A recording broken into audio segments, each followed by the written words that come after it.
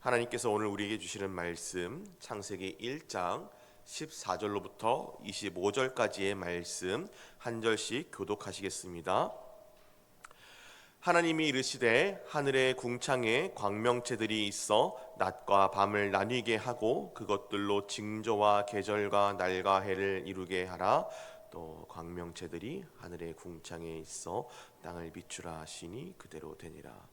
하나님이 그 두 큰 광명체를 만드사 큰 광명체로 낮을 주관하게 하시고 작은 광명체로 밤을 주관하게 하시며 또 별들을 만드시고 하나님이 그것들을 하늘의 궁창에 두어 땅을 비추게 하시며 낮과 밤을 주관하게 하시고 빛과 어둠을 나누게 하시니 하나님이 보시기에 좋았더라. 저녁이 되고 아침이 되니 이는 넷째 날이니라.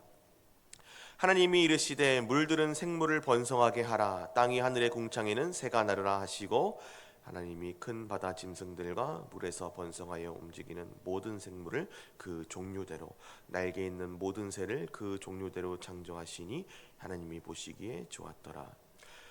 하나님이 그들에게 복을 주시며 이르시되 생육하고 번성하여 여러 바닷물에 충만하라. 새들도 땅에 번성하라 하시니라. 저녁이 되고 아침이 되니 이는 다섯째 날이니라. 하나님이 이르시되 땅은 생물을 그 종류대로 내되 가축과 기는 것과 땅의 짐승을 종류대로 내라 하시니 그대로 되니라. 함께 읽겠습니다. 하나님이 땅의 짐승을 그 종류대로 가축을 그 종류대로 땅에 기는 모든 것을 그 종류대로 만드시니 하나님이 보시기에 좋았더라. 아멘. 우리 함께 나눌 말씀의 제목은 태초에 하나님이 천지를 창조하시니라 라는 제목으로 함께 말씀을 나누고자 합니다. 20세기 후반부터 우리는 우리 사회를 가리켜서 포스트 모던의 사회라고 명명하였습니다. 포스트 모던이 주장하는 바는 간단합니다. 절대적인 진리가 없다는 것입니다. 절대적인 진리를 부정하고 각자의 주관적인 생각을 진리의 자리로 끌어올리는 것, 이것이 이른바 포스트 모던의 사회인 것입니다. 당신도 옳고 나도 옳다는 그 주장은 뒤집어 생각한다면 어느 것도 옳지 않다라는 말이 됩니다. 그 결과 포스트 모던은 절대적인 진리를 말하는 하나님과 그 아들 예수 그리스도를 통하여 나타난 기독교 진리를 근본부터 부정하는 사상으로 우리 사회를 좀먹고 있습니다. 또 포스트 모던의 사조에 따라서 세상은 빠르게 우리에게 여러 가지 사상들을 강요하기 시작했습니다. 종교 다원주의를 시작으로 최근에는 젠더 이슈에 이르기까지 그 물결은 점점 거세집니다. 그리고 이제는 차별금지법의 탈을 쓰고 법제화하여서 자신들의 생각을 옳은 것으로 인정하라고, 그렇게 하지 않는 것은 법에 저촉된다고, 차별이라고 우리를 핍박하려 하고 있습니다. 이런 현대사회에서 창세기 1장 1절에 태초에 하나님이 천지를 창조하시니라 라는 말씀은 우리에게 많은 것을 생각하게 합니다. 우리의 근원이 어디에 있는지, 또 이 세상은 무엇을 위해 존재하는지에 대해 생각하게 하고 하나님께 감사하게 하며 하나님을 경배하게 하는 것입니다. 포스트 모던의 사조에 따라서 사상이 풍랑처럼 몰아치는 현대 사회에서 더더욱 우리가 하나님을 믿는 믿음 안에서 거하게 하는 닻이 되는 것입니다. 하나님은 6일 동안 말씀으로 천지를 창조하셨습니다. 첫째 날에는 빛이 있으라 하시니 빛이 있었습니다. 그리고 그것을 하나님이 보시기에 좋았습니다. 하나님은 다시 빛과 어둠을 나누셨고 빛을 낮이라 어둠을 밤이라 부르셨습니다. 또 둘째 날에는 궁창을 만드셨습니다. 이 궁창은 우리가 지금 하늘이라 부르는 공간입니다. 하나님께서는 이 궁창을 기준으로 우리가 바다라고 부르는 아랫물과 지금은 존재하지 않는 윗물을 나누시고 또 궁창을 하늘이라 명명하셨습니다. 셋째 날에는 바다와 육지의 경계를 나누셨습니다. 그리고 땅에는 각종 씨 맺는 채소와 나무와 식물들을 나게 하셨습니다. 또 이 모든 것은 하나님 보시기에 좋았습니다. 하나님께서는 오늘 우리가 함께 읽은 말씀처럼 넷째 날에는 하늘의 해와 달과 별을 만드셨습니다. 밤과 낮을 주관하게 하시고 징조와 계절과 날과 해를 이루게 하셨습니다. 이것들은 하나님이 보시기에 좋았습니다. 또 다섯째 날에는 바다의 크고 작은 생물들과 하늘에 나는 새들을 창조하셨습니다. 역시 하나님 보시기에 좋았습니다. 그리고 여섯째 날 하나님은 땅에게 명령하여 가축과 기는 것과 땅의 짐승들을 종류대로 낼 것을 명령하시고 그대로 이루어졌습니다. 이 모든 것은 하나님 보시기에 좋았습니다. 그리고 하나님께서 창조하신 그 모든 세계와 생물들을 다스리게 하시기 위하여 하나님의 형상을 따라 사람을 만드셨습니다. 생육하고 번성하여 땅에 충만하라고, 땅을 정복하라고, 바다의 물고기와 하늘의 새와 땅에 움직이는 모든 생물을 다스리라고 명령하셨습니다. 하나님은 당신이 지으신 그 모든 것을 보시고 심히 좋았더라 라고 말씀하셨습니다.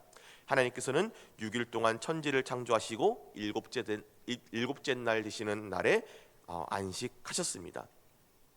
하나님은 이 모든 것을 하나님 보시기에 좋도록 창조하셨습니다.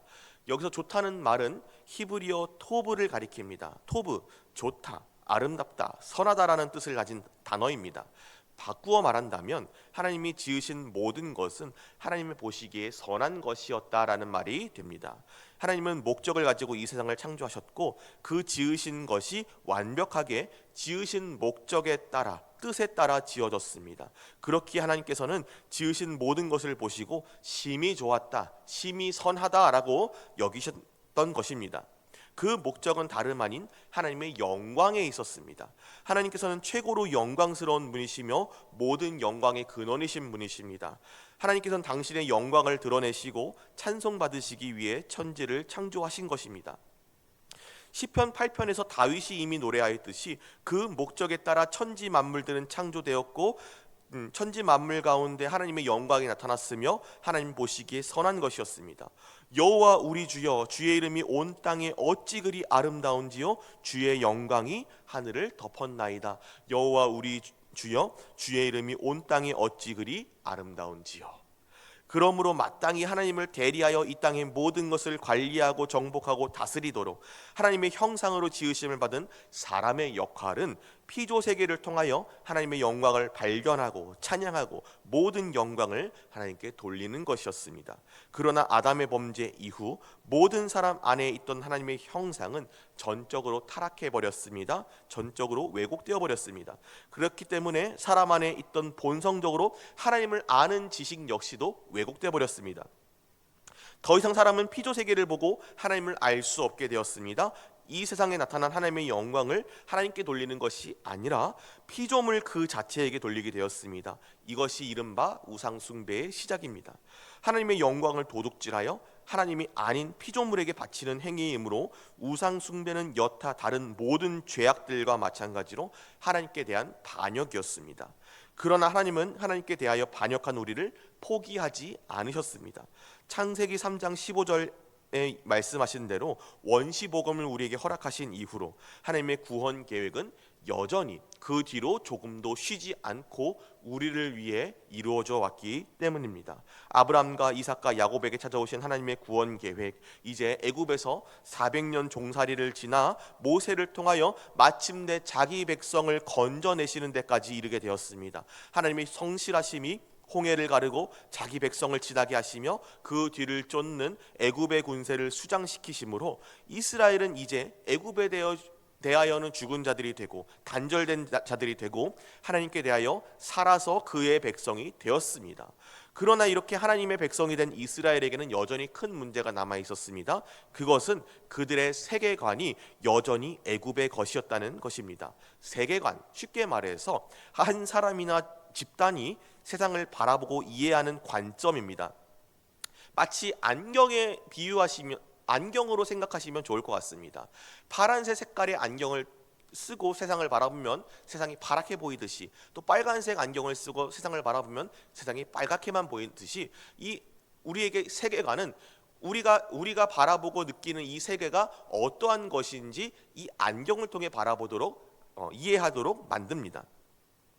출애굽 직후 이스라엘에게 남아있던 애굽의 세계관은 우상의 세계관이었습니다. 모든 자연 현상과 동식물을 신으로 여기는 세계관이었습니다.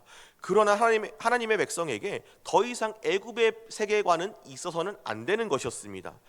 그것은 하나님의 영광을 도둑질하여 결국에는 반역하게 하는 것이었고, 선하게 지어진 세상을 죄악되게 바라보는 세계관이었던 것입니다.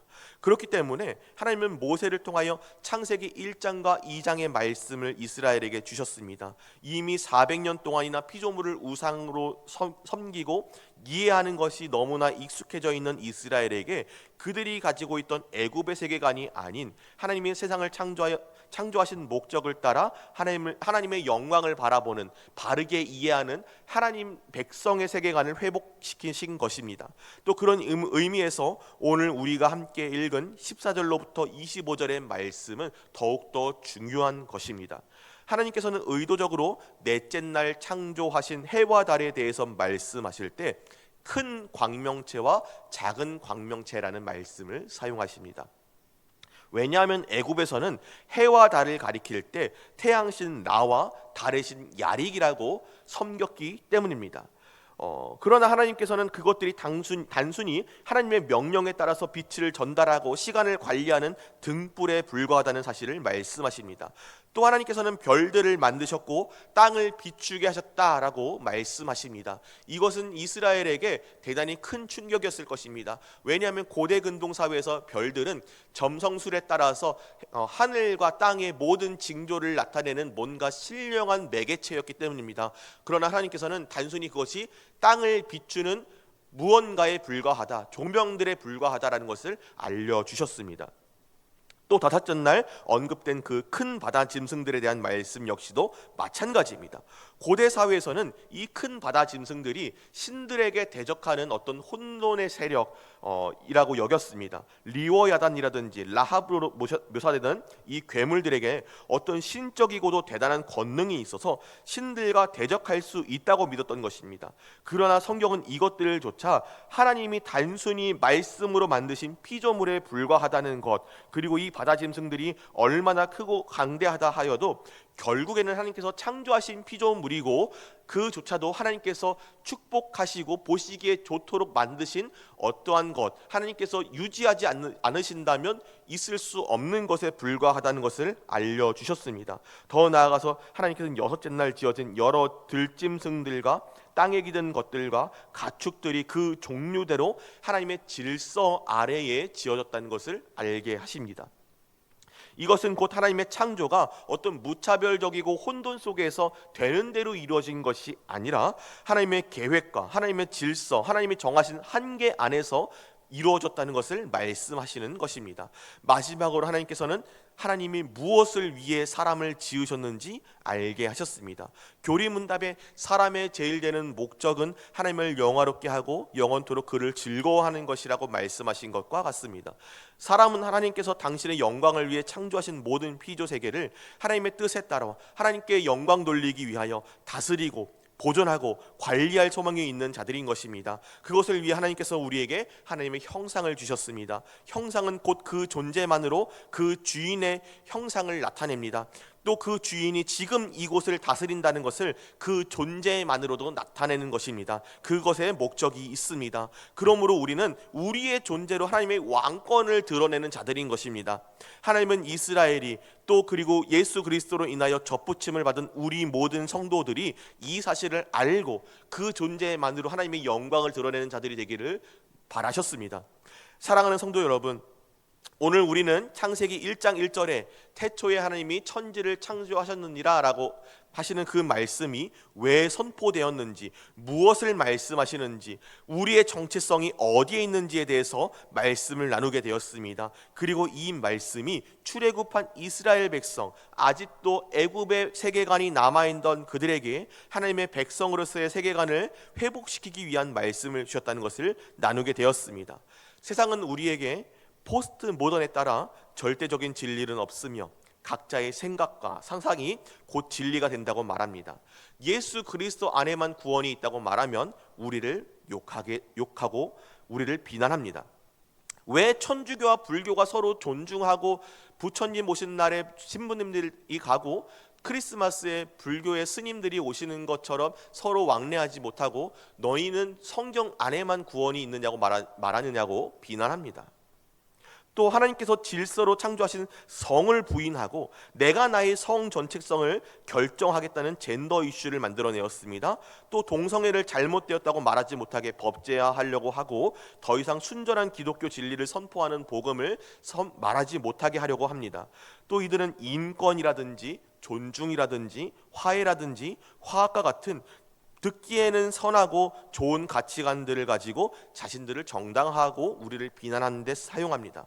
그러나 성도 여러분, 깨어 분별하셔야 합니다. 마귀도 광명의 천사의 모습으로 나타납니다. 할 수만 있으면 택하신 자들을 미혹하려 듭니다. 모든 것을 정하시고 질서를 부여하시는 분은 하나님이십니다. 인권은 소중한 것이고 귀중한 것이지만 그것이 의미가 있는 것은 하나님께서 너를 귀하다라고 말씀해 주실 때 의미가 있는 것입니다. 시편 8편에 사람이 무엇이기에 주께서 그를 생각하시며 인자가 무엇이기에 주께서 그를 돌보시나이까.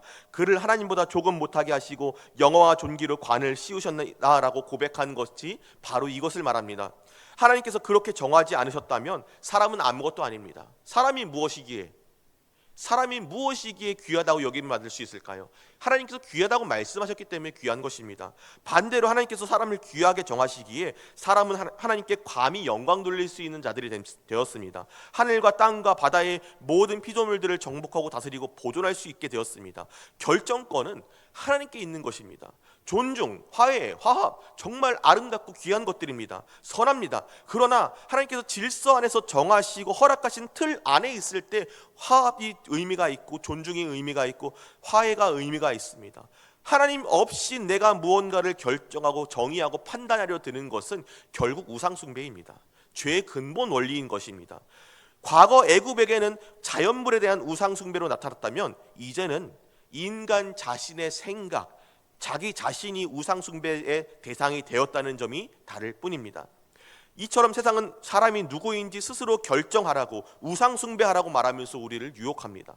그러나 창세기의 말씀은 우리가 누구의 것인지를 선포합니다. 창세기를 통해 하나님이 우리에게 말씀하신 것처럼 우리는 스스로 새긴 우상의 노예가 아니라 만유의 왕이신 하나님의 영광을 온전히 그에게 돌리는 이 땅의 거룩한 대리 통치자들인 것입니다.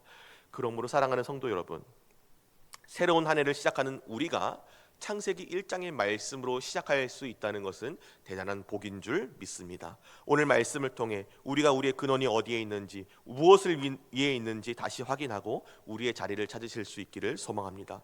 물론 우리는 전적으로 타락하였고 또 세상의 가치관에 너무 익숙해져 있어 우리 스스로의 힘으로는 할 수 없으나 하나님께서 능히 하실 수 있습니다. 우리에게 그리스도 예수의 영으로 부어주신 성령 하나님께서 지금도 우리 안에 계셔 말씀을 조명하시고 역사하고 우리를 변화시켜 나가고 계십니다. 우리가 그 도우심을 믿고 의지하며 말씀이 오늘 우리에게 주시는 바 인생의 제일 되는 목적의 아멘으로 화답할 수 있기를 소망합니다. 그리하면 모든 지각에 뛰어난 하나님의 평강이 그리스도 예수 안에서 당신의 백성을 보호하시고 이끄시고 우리가 하나님의 백성으로 어떻게 살아야 할지 가르치시고 인도하실 줄 믿습니다. 기도하겠습니다.